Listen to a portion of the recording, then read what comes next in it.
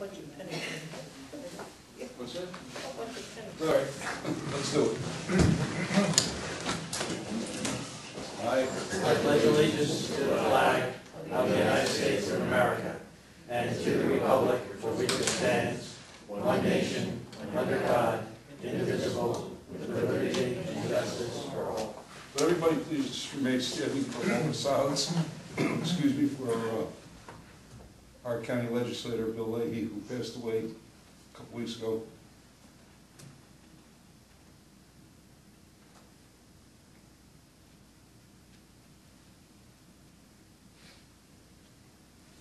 Thank you.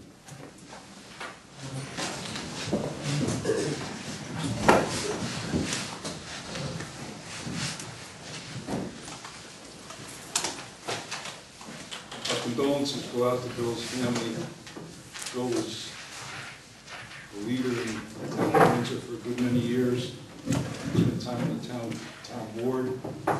Spent time as school board member in the New York School District, as president of the school board, and as county legislator for 12 years, I believe. Actually, he started county legislator when I got there. He was chairman, and Bill is going to be missed by everyone in the town of Windsor.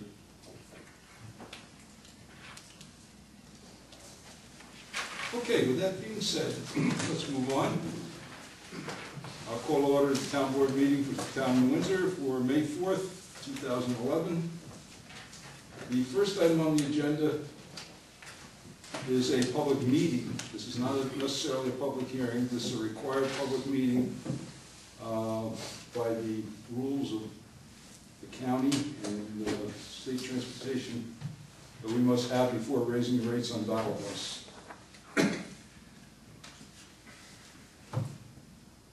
I am going to give some facts and figures about the dial bus, and I'm going to open it up to the town board for their comments, and then to the public. In 2010, there were 10,512 one-way rides. 7,049 of them were 67% originated in Windsor, and 3,454, or 33%, originated in Cornwall. Of those 81%, or 8,468, were half-fare rides, and 19% were 1,254 were full-fare rides. Half-fare rides being 50 cents, full-fare rides being $1. There are about 148 what we consider regular riders, and they ride approximately 1 to 5 times per week, and about 40 occasional riders that ride 1 to 2 times a month. In 2010, the fare box collected about $6,000. State operating assistance totaled $52,203, and federal assistance was $59,051 for a total revenue stream of $117,153.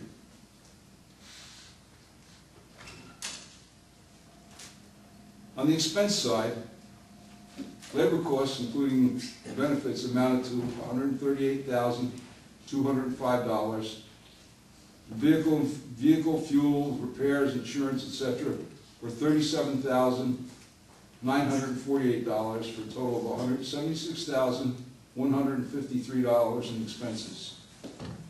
That figure equates to a cost of about $16.76 per one-way ride, which means each trip that someone took from their home to any destination and back home again cost $33.52.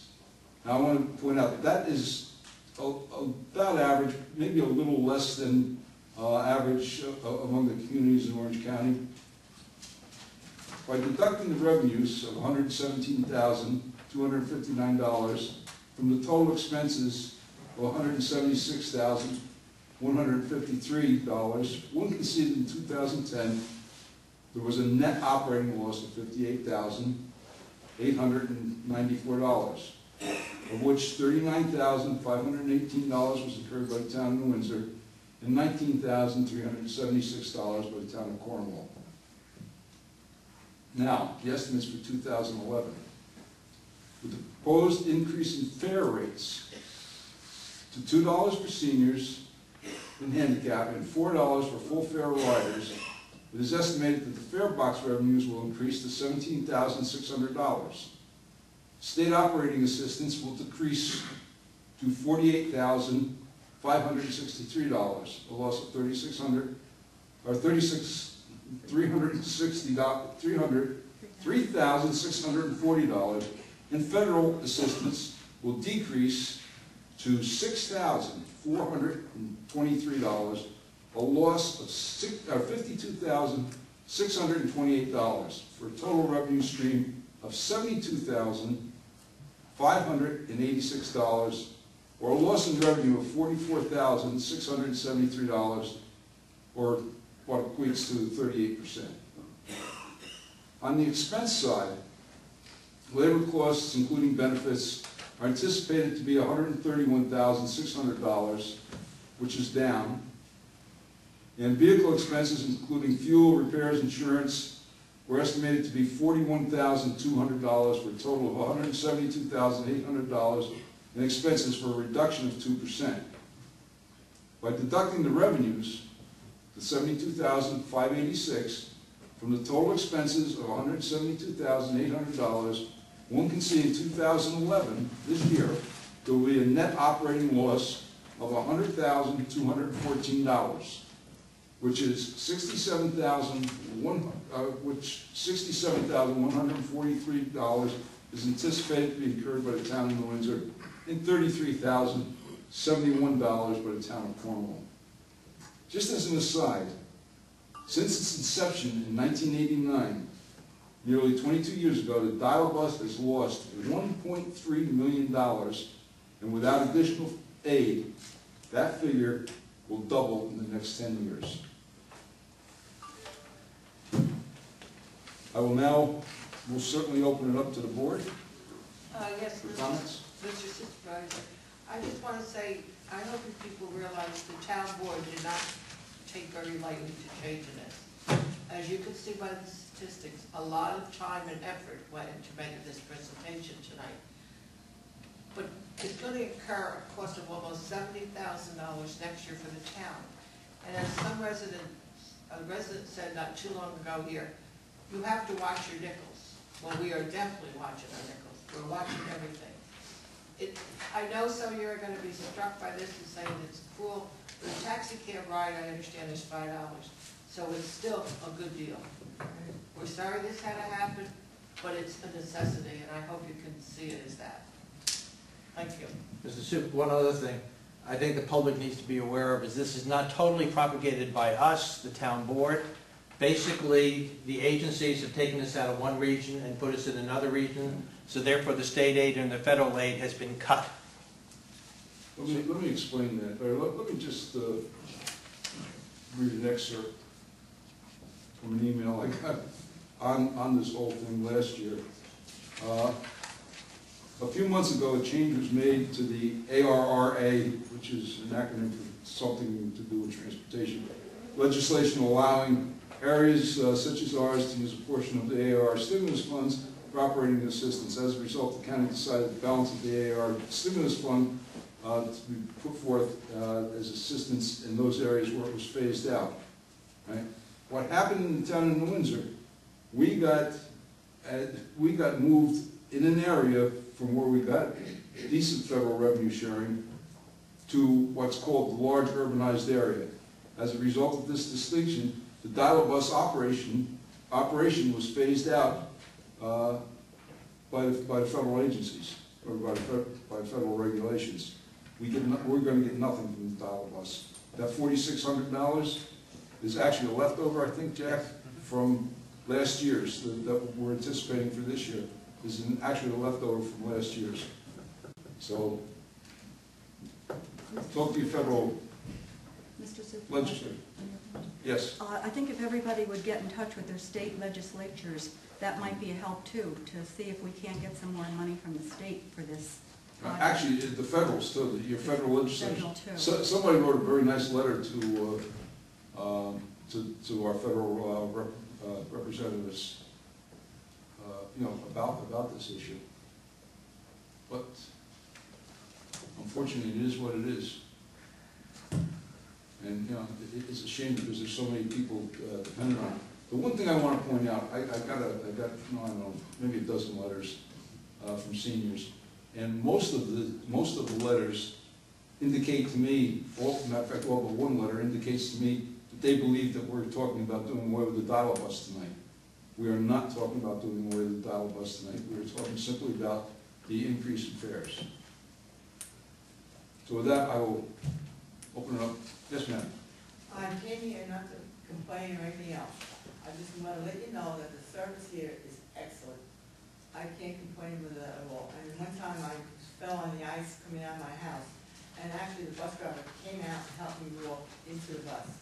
So I'm not complaining about the fare or anything else. I just want to let you know how good the service is, and I pray to God that you don't stop it. Thank you. Thank you very much for that. We are going, obviously, we're going to reevaluate it with the upcoming budget, but, and it's our hope that, we can sustain it. Because if you stop it, I'm stuck. I mean, really, I'd like to pay for $2 each way. Yes, ma'am. I had contacted both our senators and Nan Hayworth, Mm-hmm. and neither one of them are on any committees dealing with transportation. As a matter of fact, I haven't heard from any of them except Nan Hayworth's office finally got to me when I contacted Washington, and she's on none of the committees, so I don't know who else we could contact. And to me, like that small amount, to me it sounds like a lot, but in the scheme of things, it's not a lot of money to get from the federal government. Yeah. And it's just getting to the right person. And, Schumer's It's- office, they never get back to you or anything. I'm surprised because Chuck's office is usually pretty good, and Chuck's been very good with me. I end up calling Washington most of the time. Yeah, You know. but, it isn't even, it's the fact that we've got moved into a different area, Right. just arbitrarily, well, not arbitrarily, but, we got moved into this large urbanized area. It's considered Poughkeepsie is in that area, I think, Kingston, Newburgh, we got our area moved, and that's what caused the loss of revenue. Of course, there's been a decrease in that revenue, aside from being moved, the regular revenue has been decreased. And I've talked to almost every supervisor in the county about this, and everybody's in the same situation. However, they're all waiting to see who's going to make the first move. Unfortunately, I'm the one that's going to make the first move, but we've got to do something. Yes, ma'am, I'm sorry. It's okay. My name is Diane Turner, and I'm a town of Windsor resident, and I was the very first dial bus customer in September of 1989. I have been a passenger on this bus for the last 20-some years. This means that I have traveled approximately 8,480 trips back and forth to work every week for 20-some years. I have never had a driver's license and depend on public transportation to get to work. For those of you that have driver's licenses, you take for granted that from getting from point A to point B is nothing more than getting in your car and going. But for me, it isn't that simple. Before dial-a-bus, I had to walk to and from work every day. This meant I had to walk down 9W, onto Caesars Lane, and up Route 94. One major highway, 2 town roads, one of which is very curvy and very heavily traveled, and I might add that the walk was uphill both ways. During this time, I have spent a total of approximately $8,220 on bus fare. My fare was cut in half when I turned 65 to 50 cents, so that was really appreciated. However, if I had to take a cab to work during all this time, it would have cost me approximately $49,800. That's a savings, thanks to dial-a-bus, of $41,580. Now that's a lot of money. Did I spend it on fancy cars or luxury vacations? No. That money went to, was spent on my mortgage, on food, raising 4 children, paying my taxes and utilities, and the everyday expenses that a family incurs. So if you think that this bus doesn't have an impact on the public, you are not appreciating the service. Dial-a-Bus was never meant to be a money-making enterprise. It was meant to be a wonderful resource to the local senior citizen, to the non-driver, and to those without a car. To me, it has been just that. The city of Newburgh does have an occasional bus going through the town of New Windsor, but if you are not on their direct route, you still can't get where you need to go. The town of Cornwall doesn't even have that option. I respectfully request that this service is not eliminated from our towns, that it is a much-needed commodity in an area where there is little, if any, public transportation available. And just one more thing, as I looked around this room tonight, I noticed that there are very few dial-a-bus riders here. Since the buses have been used in the past to get people to different important town functions or for emergency purposes, why weren't the buses made available to the public for this meeting tonight? The riders probably needed a way to get here. Thank you. Anyone else? Mike? Hi, Mike Byrne. First of all, I couldn't possibly write as fast as the figures you were throwing out. Have you compiled a fact and figure sheet of what you're reading from that we could? Most certainly have. You have one for us? No, I don't. Okay. I just researched this in the last 24 hours, facts and figures. And I called the county transit department. And it seems like this legislation prohibiting the Fed to contribute, or the county, which is the county managers for the funds received by federal, state, and local, are prohibited, or to be prohibited. It's not law yet, from what I understand. This is foreseen for the future, but as yet, the federal funds for maintenance of the vehicles haven't been cut. That's what I understand. Besides the figures that you quote for the state aid as well as the federal aid, I was also given some other figures separate from that, that the dial-a-bus service is given 69 cents per mile, and also 40 cents per person per mile, which I don't think are incorporated in your All the figures are incorporated, Mike, but go ahead. Are they? Yeah. Okay, with due respect to the lady there that said that she expects the cost to increase over the next 10 years, like they have been, and being unforeseeable, I disagree with that.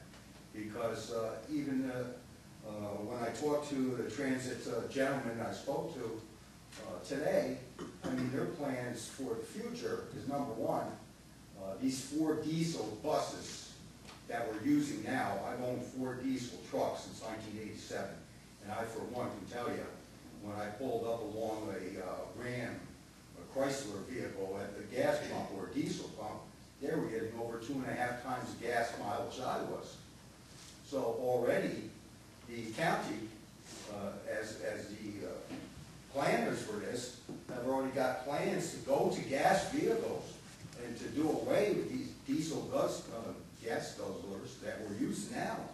So I disagree with the lady there that continued upward spiral of costs have to continue. With our economy we're facing, there's always things you can do. I also spoke to a gentleman, which by the name, his name was Rob Pennington, at the county, I believe that's his name, if I got that right. You know, I thought of other things. Well, what's the destinations of these travelers, of our users? Doctors, stores, and I thought to myself, well, why does it have to be just passed on to the taxpayer or to the user, in our case here? I said, what about showing the stores that their destination is to the stores? Maybe they'd be amiable to, you know, allocating part of their advertising expense to your services, to our services. And he says, yeah, that's very real. Other townships are already doing this. I think I'm just mentioning a few of the ideas that I'm thinking about, or cutting down the hours of operation to get it down to more intrinsic value, or instead of owning 3 buses, maybe, I think that's what we own here in the town, maybe it's 4, I don't know for sure. But there can be something done. As being a contractor for all these years, I faced the same thing as many other contractors have faced, and I think that's the same thing here. You know, the talk is maybe going to a, who knows, if it's a Mitsubishi, it's still, our input can be generated to the county. Still, if it's an American buy trade agreement, these are laws still that can be influenced with our congressman or congresswoman, Nan Hayworth, as she mentioned. And I think they should be included in this you know, debate and proposal, whether it's just a fair height or eventually talking about doing away with it. I'm an occasional user, but it's time that I needed it was very important to me. But I know other people from riding on the bus, it was crucial to them. That's why I'm here. I'm also here to help to try to figure out how we, the people, can get control costs down lower, so maybe there's a happy medium. Increase, I heard a few people chattering here, you know, an increase is acceptable. I'm in the middle there, but maybe not such a dramatic increase. I think there's got to be a letter drafted to notify maybe any U.S. congressman. It could be Ron Paul from the state of Texas, it doesn't matter. It has to do with federal legislation. Whoever you know or have an influence with or cronyism with, I hate to say that, but it's the truth. Somebody you can reach out to and bring it to their attention that this factor is affecting our community, maybe a news article pointed out that it's affecting not only our community, but many Americans, because it is a federal transportation bill that is affecting not only the dial bus, but counties throughout the United States are being affected. And in ending, I guess, Mr. Pennington told me he's got all kinds of money there to buy new vehicles from the Fed. Just don't have the money, as you said, to allocate for the maintenance or to contribute to New Windsor's. I think they were contributing 50%, matching the cost of New Windsor. Outside the state was also matching 10%. So all I can say is I'd like to start, my first point was get a little facts and figures and see what can be whittled down, see what can reach out. Here's another point I threw at Mr. Pennington today, and he said it's a good idea, is that the people that are going to the doctors, medical facilities and things like that, if they absolutely have to, Medicaid would have to pay for the transportation if the Iowa bus or other public transportation wouldn't pick up the cost. Okay? So maybe you could reach out to the Medicaid program, because certainly to take a person back and forth to the medical facility, say it's 10 miles away, it's certainly going to cost $20 or so. Those are my thoughts. Thank you. Anyone else? Bill? Yeah, I did have a couple of questions earlier, but from the input for this gentleman here, okay, and your input, okay, from the federal government, to answer a heck of a lot of questions in reference to the monetary thing. Okay. My only gripe, thank God I'm not a old senior citizen that has to use a dial bus. Your dial bus with the Windsor is also in conjunction with Cornwall, if I'm not mistaken. That's correct. Okay? If there's some way or somehow between yourselves and Cornwall, not using a dollar to a $4 increase, that's almost a 400% increase. If it can be done at a gradual basis, like a $2, maybe about $3, if I'm mistaken, I think Monroe is $3. I don't think it would be as difficult or hard to swallow. Because I've been feeling that from $1 to $4 bit, you will never get the same amount of people. Almost to the point you're just going to have to, you're going to go out of business. Well, you know what? When you think about it, Leo, started out as $1.50 in a dollar in 1989. When you take it over 22 years, and figure it over 22 years, and what prices have gone up in 22 years, it's truly not very much. We held the line on it for 22 years. You know, take a look at what gas prices were then, and look what they are now. Gas prices in town in Windsor over the past month have gone up over 20%. Our costs, not at the pump, our costs. So I do not feel that, you know, in 22 years, going to $4, you know, maybe we should have done $1 here, $1 there, $1 there, maybe, right? But unfortunately, we didn't do that. And I feel that this increase is more than warranted. You know, we're going to do everything we can to keep those dollar buses on the road. Yes, ma'am. Is it true that the senior citizens pay $2 each way? Now they pay $2, yeah. I mean, I would. It went from 50 cents to $2. Right, I mean, I disagree with yeah. them a lot, I really do, I think. What did you get? $2 is pretty cheap a ride when you think that it's costing us over $16 a ride. Yeah, I mean, all these years you have to raise the rates. I mean, I can't complain, I really can't. Diane, you had something you wanted to add? Yeah, well, when is this supposed to go into effect? We're going to start at June 1st. Mike? In debating form, I like to say in 1990, I was starting my employees walking behind a lawnmower at $15 an hour in your comparison to what fuel prices were. And fuel prices were way over $2 in 1990. This is not a debate, Mike. No, I'm just pointing these figures out. Is that it's unfair what you pointed out, is that labor rates have gone down. Labor rates have most certainly not gone down. No, Is there anyone else? Mr. Supervisor, if I can, just an observation. Hearing the people that have spoken tonight, I would encourage each of you, we certainly appreciate your input and we're glad that you gave us your input. But I think it's imperative you not only call your federal representatives, please, I implore you, write to them and tell them in writing that they've got to start subsidizing, that they've got to restore their funding what it was before. And I think Mike brought up a very interesting point that you may want to use in your letters, that if the seniors cannot afford dial-a-bus, they'll take a cab and Medicare will pay for it. That's right. So the federal government's going to lose by doing that also. I think what we've got to do is get a hold and write to our federal people and present logical reasons why they need to restore this funding. I would implore you to please do that, and please ask your neighbors and your friends to do the same thing. It's the only way we're going to solve, and again, that's just one part of it. But that's a part that I think we can solve. Thank you. Let me just make an observation in closing. And, you know, this should not surprise anybody.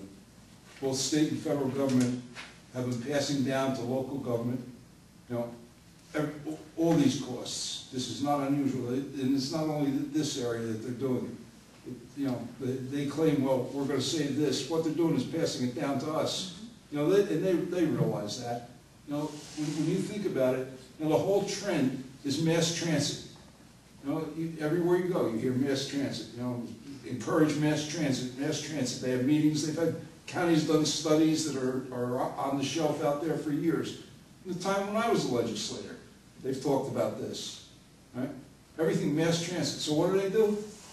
They make it hard for us to provide mass transit. They take the operating funds away from mass transit, right? And they're passing it down to you, the taxpayer, and they're passing the costs down to you. You know, when you think about it, you know, and I don't mean to get on a soapbox, but, you know, Diane says she takes the bus, and Diane, what'd you say it saved you? Over $41,000. Over $41,000. In that same period of time, I would bet that me going back and forth to work, between car payments, gas and oil, probably paid 5 or 6 times that. You know, it comes a point where, you know, you have to get a balance between, you know, helping those that really need the help, and it was a great thing for Diane. But we've got people out there that are unemployed, that are raising families, that have lost their jobs through no fault of their own. That, we don't want to raise their taxes any more than we absolutely have to. I'm going to tell you this, I'm going to do everything I can to keep this program running. I'm going to reevaluate, we're going to look. Obviously, I have talked, I'm not going to go into a big dissertation about who I've talked to and what I've talked about. But I have talked to our federal people. I've talked to Schumer's office, and, we're pressuring who we can. It's not going to change. It is what federal and state governments do to local governments. And this is just one small area that you're seeing because it affects you. You're not seeing what they're doing to the developers. You're not seeing what they're doing to us in other areas, stormwater. They just love to pass the costs on. They take their state costs and pass it down to the local level. And it always flows downhill. Mike, the meeting's closed. I just want to know one thing. Do they have an active phone number for the state government to call, federal government? Well, they're all in your phone book. Right? All the federal offices are right in front of your phone book. They're in One's the come up? Yeah. Do you have a town reference guide? We still have some more town reference guides? We have them all in the town reference guides. Yeah, Deb developed the town reference guides. She's got them in her office. Yeah. Just, George, I'll send them on the bus tomorrow at 4. Oh, Yeah. okay. sure, Good idea, thank you. good, good. You know, that's Put some on the bus. every day, and I can't play it. Call them, call them, Yeah. Okay. call them, but don't get your hopes up that it's ever gonna change. I mean, this is where state and federal government is going, passing the costs on us. As long as you don't stop it. Well, we're gonna do everything we can to preserve the dial bus. But understand this, we are gonna have to make changes. I don't mind that, just don't stop it. We're gonna have to make changes.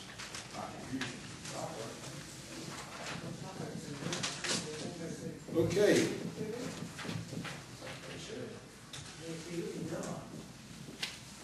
Next item on the agenda is the Orange County Community Development Block Grant for our fiscal year 2012. We have no proposed projects for it as of yet. The promised 2011 Community Development Block Grants, the CDBG money, has still not materialized for the project we put in last year. So I'm not holding out any hopes that we're ever going to get any money for 2012. But if anybody has an idea for a project that's within the proper census block, we will most certainly entertain it. Somehow I didn't think so. but we have a couple in mind. We started, last year we started a sewer improvement project, a sewer line improvement project on Forge Hill Road that we know won't be enough money and funding for it. So we're going to look at adding to that project. We're looking at another drainage project down on Cullen Avenue, Cullen and Coffin. Yeah. All right. That will entertain a motion to town board, town of Windsor, to close the public hearing for the Orange County Community Development Block Grant Program for fiscal year 2012. Moved. Second. Roll call. Councilman Lundstrom? Yes. Councilwoman Biassiatti? Yes. Councilwoman Larky? Yes. Supervisor Green? Yes. Okay, let's move on with the regular meeting.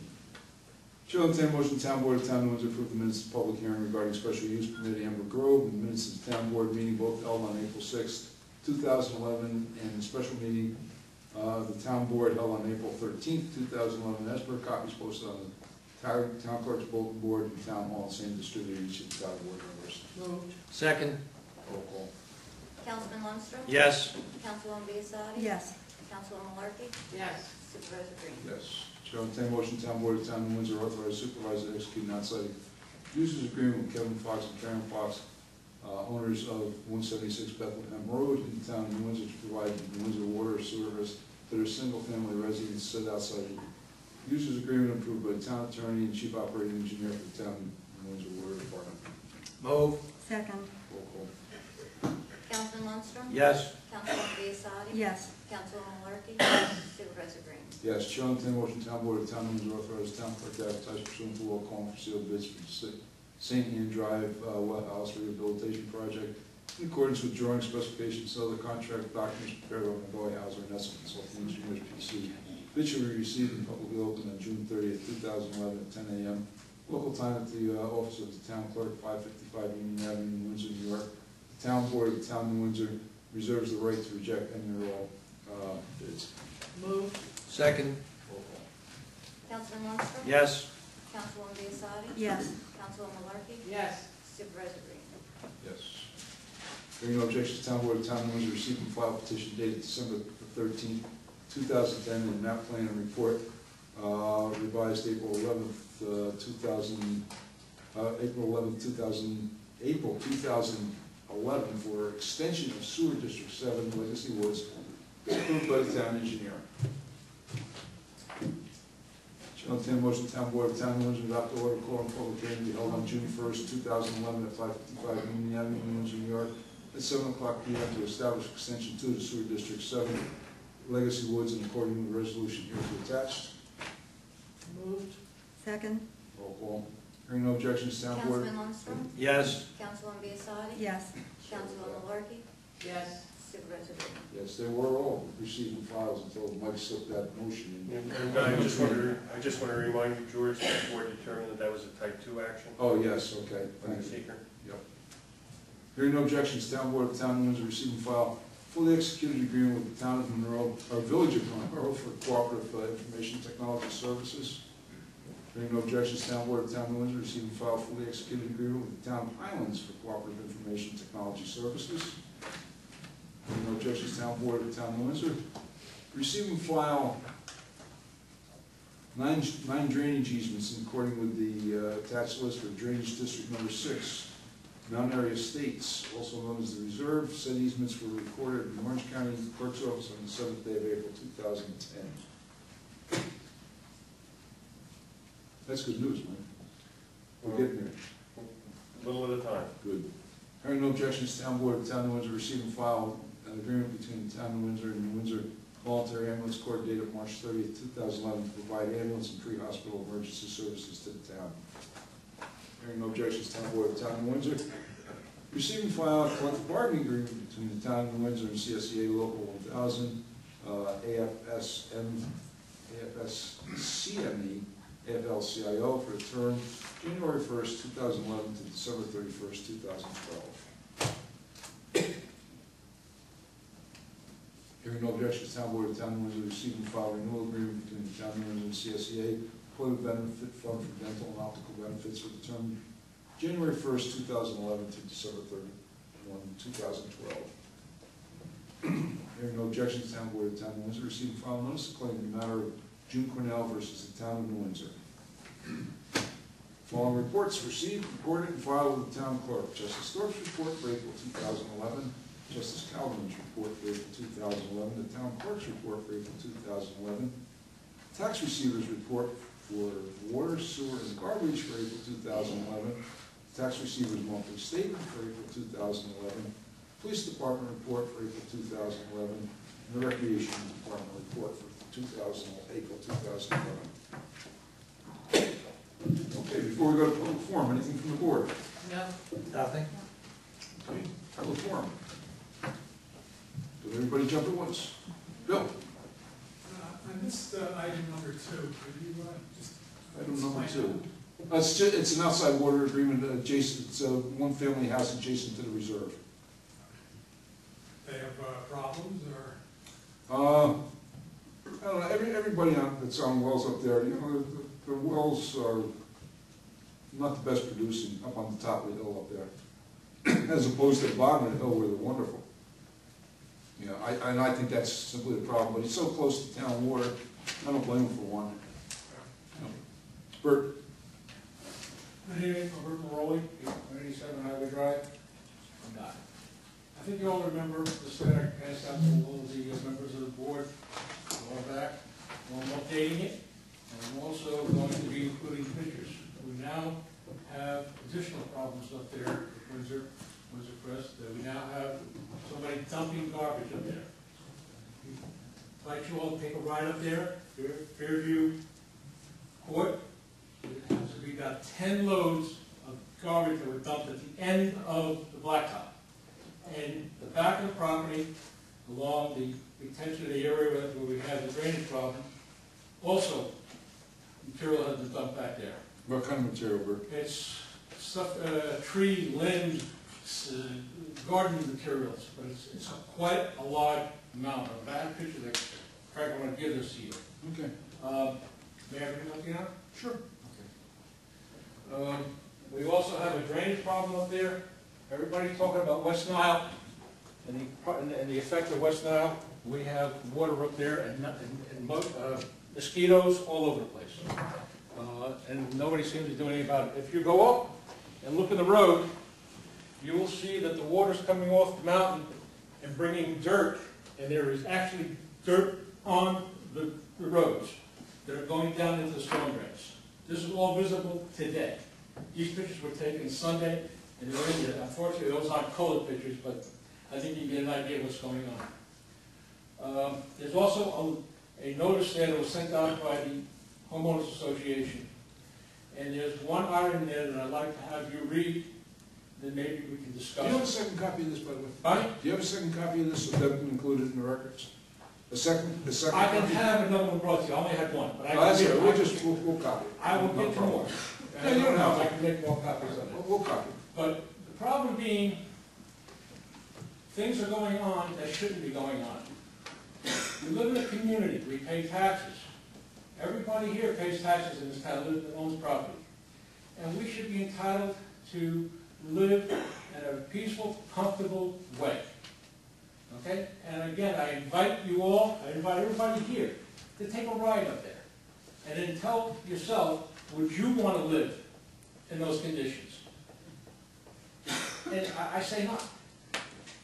Now, I would also like to ask if there would be some time, we can have a meeting. I have ideas, but I don't want to discuss them here. I'd like to discuss them in person. If the town attorney would give you a call and set up a time, I would like to come in and discuss some things, but I think that can happen, to try to help the situation. Now, I'm saying, and I want it understood, this board has done a wonderful job. The town is beautiful. We have the best. We have the best police department, fire department, our employees are wonderful, okay? But this situation needs to be addressed somehow, some way. I will offer my help, whatever I can do, but it has to come from the town. All right, this is deplorable. The conditions up there should never exist. I've been in construction 49 years. I have done projects from $10 to several million. I've taken out bonds, I've taken out permits, I've done the whole 9 yards. I would have never gotten away with what's going on up there. I would be in jail, they'd have my bonding pulled, they'd have everything pulled from me. I don't know why it's going on, but this should not be happening in this town. This is a beautiful town, and we should not have to live with what's going on up there. And I thank you. I appreciate it. Thank you very much. Thank you, Bert. Anyone else? Okay, hearing no one else, I will entertain a motion to adjourn. Moved. Or close the public hearing, or close the public hearing. Second. Councilman Monstro? Yes. Councilman Biassatti? Yes. Councilman Malarkey? Yes. Supervisor Green? Yes. Motion to adjourn? Motion to adjourn. Move. Second? Councilman Monstro? Yes. Councilman Biassatti? Yes. Councilman Malarkey? Yes. Supervisor Green? No, I'm late. You can have it. This is your stuff here. That's fine. Take that out. I want to thank everybody for coming, participating tonight.